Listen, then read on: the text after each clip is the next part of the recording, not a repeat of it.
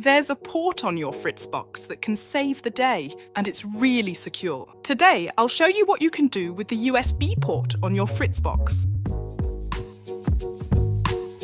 Your personal cloud, the FRITZ NAS. FRITZ NAS is always active and accesses your fritzbox's internal storage. Just plug a USB stick or a USB hard drive into your fritzbox. From now on, all devices in your home network can access it. Laptops, mobiles, tablets, everything has access to the same storage. It's handy for photos, documents, or things you want to move quickly between devices. No extra servers, no cloud subscription, no additional costs. Just plug it in and you're done. You can also share files and folders outside of your home network. You have the option to send links and protect them with a password. This works for downloads and also for uploads. For individual files in gigabyte sizes, there are better solutions, but for small files, it's helpful in many cases. Besides, it's really secure. No one else can read it, because everything is stored locally. 3 more things you should know. An old slow stick from the drawer works,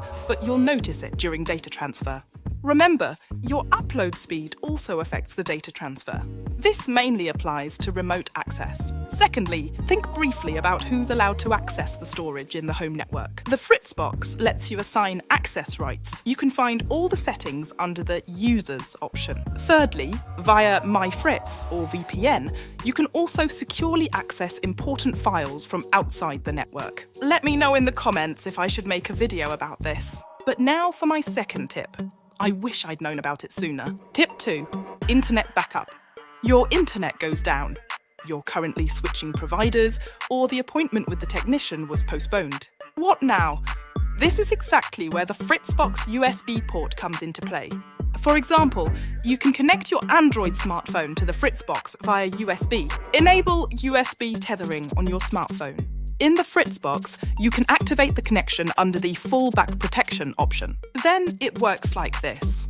If your normal connection is running, all good. If it fails, the smartphone kicks in. If you're thinking that's not a permanent solution, you're absolutely right. If you want permanent protection, we also have mobile routers in our range. This doesn't work via the USB port, but via LAN. The principle is the same. You can find more info on our website, fritz.com. To sum up, the USB port isn't just a decorative feature. It offers a great cloud function and acts as a plan B for stable internet in an emergency. Let me know in the comments, what do you use the USB port on your fritzbox for? And while you're at it, please subscribe to our channel. See you next time. Bye.